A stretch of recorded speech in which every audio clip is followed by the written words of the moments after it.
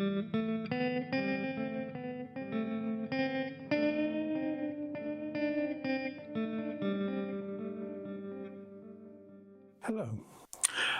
I've had a couple of queries sent to me by email via the contact form on my website.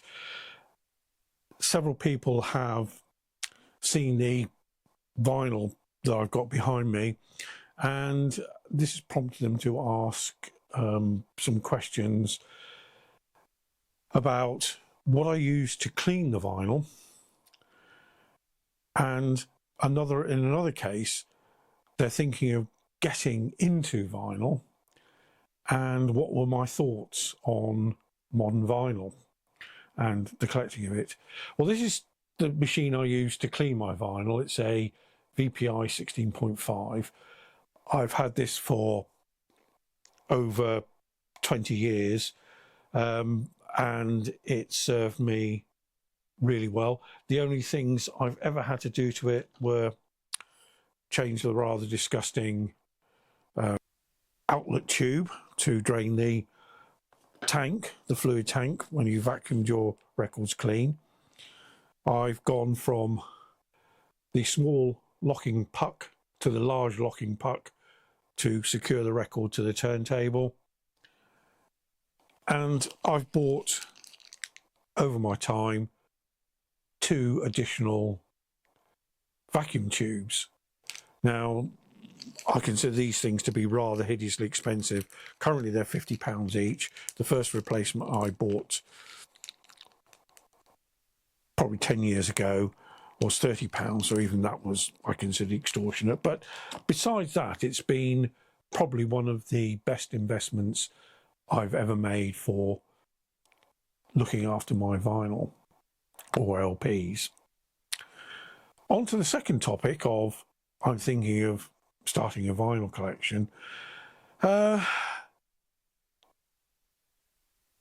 initial response was, why would you? In this current day and age, I think there are better, more economical ways of getting good playback. I wasn't particularly aware of how the price of current vinyl.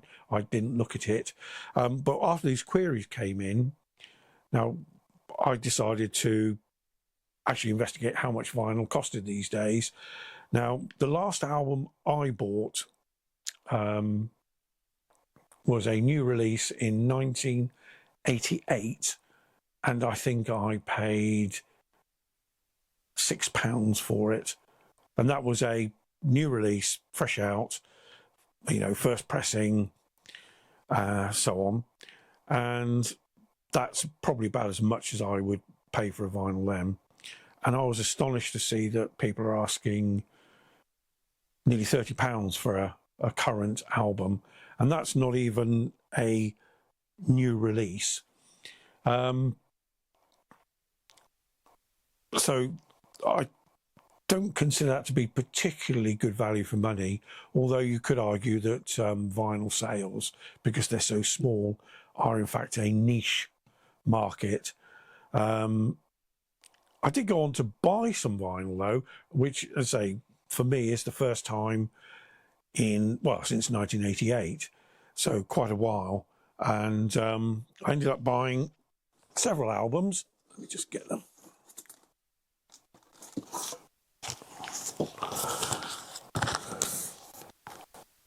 Which are these.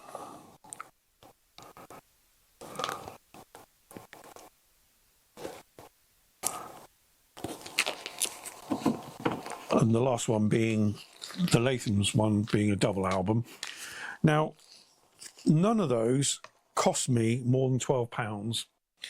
But they seem to be the exception, not the rule. I've also got another one in the post, which I've paid £6.50 for. But on the whole, the vast majority seem to be extremely expensive for what you are receiving. And having played these, the one thing that I found a bit disconcerting was I thought the sound quality was a bit, well, marginally not as good as you would get from a CD. And that certainly didn't hold true when CDs were first introduced, whereby they were pretty much on a par with CDs. You know, I mean, as a control, I did buy a new copy of the CD of this album, and I've got to say the CD sounds far better than the LP. So, as I say, my response to the person who asked if I was, you know, I'm thinking of starting a vinyl collection, my initial thing was, why would you? And what do you intend to do? What's prompting you to look at LPs in this way as a, you know, a new way of thinking? Do you have a turntable? You know, do you know how to set up a turntable? And it was no, just some of my friends are buying vinyl, and, you know, I like the artwork, and, you know, it's a nice thing to handle. They are great to handle. It's lovely to have the big artwork. You know, there's nothing nicer than opening up a gatefold and seeing all the information in there. But they are quite intensive from a storage, cleaning and playback point of view. You do have to have a turntable with a phono stage. And I don't think a beer budget reasonable turntable is still quite expensive. You can buy a turntable with a USB connected Bluetooth, whatever, for as low as £50–75, but they just, in all honesty, aren't very good. And the sort of beginning point from my perspective would be something like a bottom of the line Project or Riga turntable, which are just way beyond the quality of those USB Bluetooth turntables you can see advertised for under £100. I also think you need to know a bit about the replay of the record and how to set up the cartridge, both its tracking weight, the vertical tracking alignment, actually setting the cartridge for minimum distortion as it sweeps across the disc. All these things need to at least be checked when you get into vinyl replay, and that's quite a steep learning curve for just listening to music. Cleaning and storage is another issue. I mean, they take up quite a bit of room. They're not exactly easy to carry around should you want to.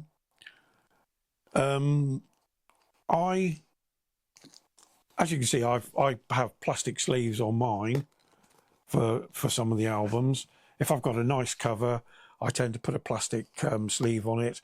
If it's a new album, when I bought it, I either leave it in the cellophane until the cellophane gets a bit ratty with it continually being pushed in and out, and I'll put it in a polythene sleeve. You also need to be aware that even though the albums will ship with an inner liner, I always change mine for fresh liners, so as I know there's no paper debris in there, nothing from the packing plant in there. And I always replace mine with polyline sleeves, which I bought a couple of thousand of 20 years ago, and I'm still working my way through them. And of course, I have a record cleaner. I clean the records from new because they do have mold release agents, you know, as they're pressed. and come apart to make sure the vinyl comes out. There are mold release agents present, plus the fact that when the sleeves are being cut and made up, some of the card can fall inside, some card dust can fall inside. So from my perspective, a record needs cleaning, even if it's a brand new sealed one. As soon as you open it, it goes in the cleaner, gets cleaned, a new sleeve, and maybe a new outer sleeve to keep the cover pristine. So all of that just to listen to music. Now, the reason I continue to listen to vinyl music is I have a stack of it that I've had for years. And to be honest, I'm still listening to the same albums I was listening to 50 years ago. And I very rarely need to buy any new stuff. And I do still buy CDs, not so much LPs. I used to frequent charity shops when you could pick up a darn good bargain for 50p or £1 in a charity shop. Now, charity shops seem to think that every bit of vinyl is rare, so they're charging ludicrous prices for it, you know, £2 or £3 for something that, well, nobody will ever want to play. And very little rare vinyl seems to ever turn up. So I think that most of the charity shops these days are sifting out anything that appears to be like it could be valuable, and those being put aside to be sold elsewhere, not in the high street charity shops. Just for a quick survey, I went into the local city centre in Plymouth, and I went into probably 10 charity shops, everyone I could find zigzagged up and down the streets, and I couldn't find a single LP that was either in good enough condition to warrant buying, of all the ones I looked at that were vaguely interesting, and certainly none at a price that I would be willing to pay. There was, you know, prices range from £2.50 up to £20 in some instances for an album, which, you know, if you look on Discogs, the album is worth, a pristine one is worth £5. So charity shops seem to be out of the equation now.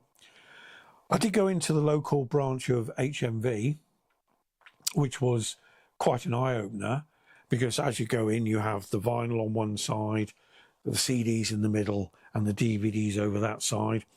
And there was nobody looking at DVDs particularly. There was one or two people looking at CDs, and the vast majority of people were looking through the LPs, the vinyl.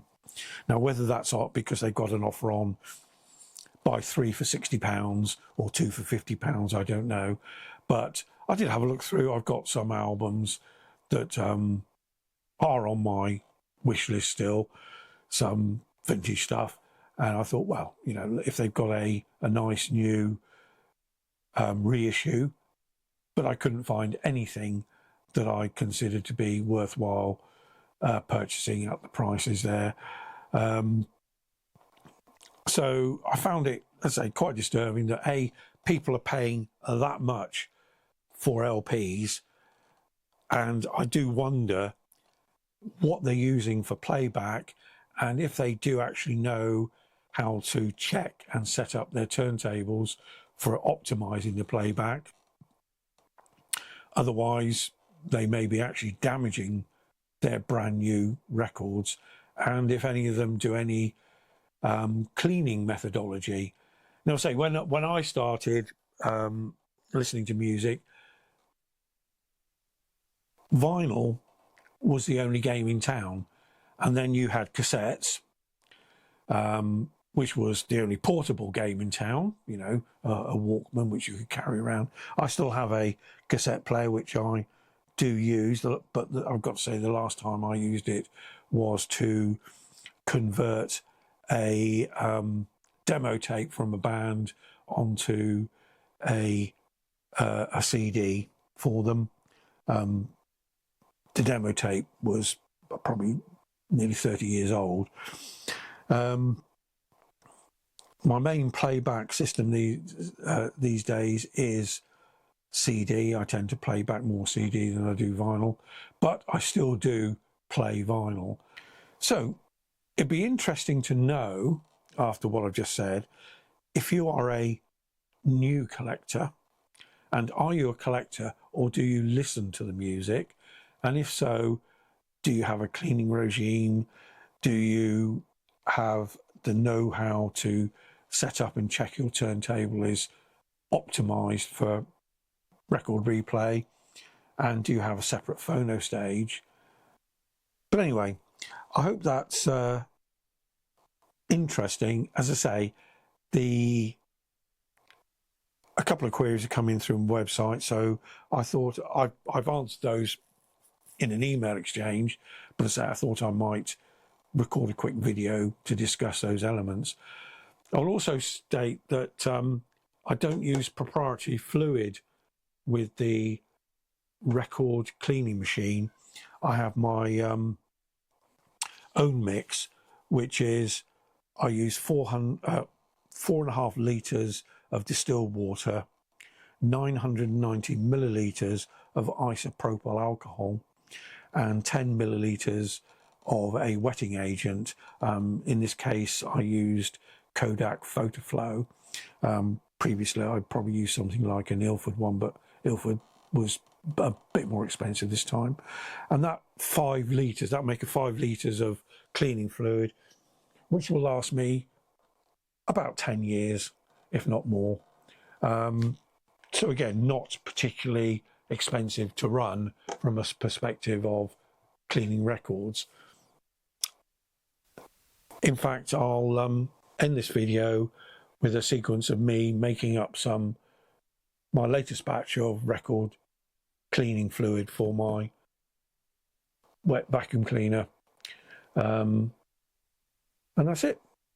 Thank you. Bye.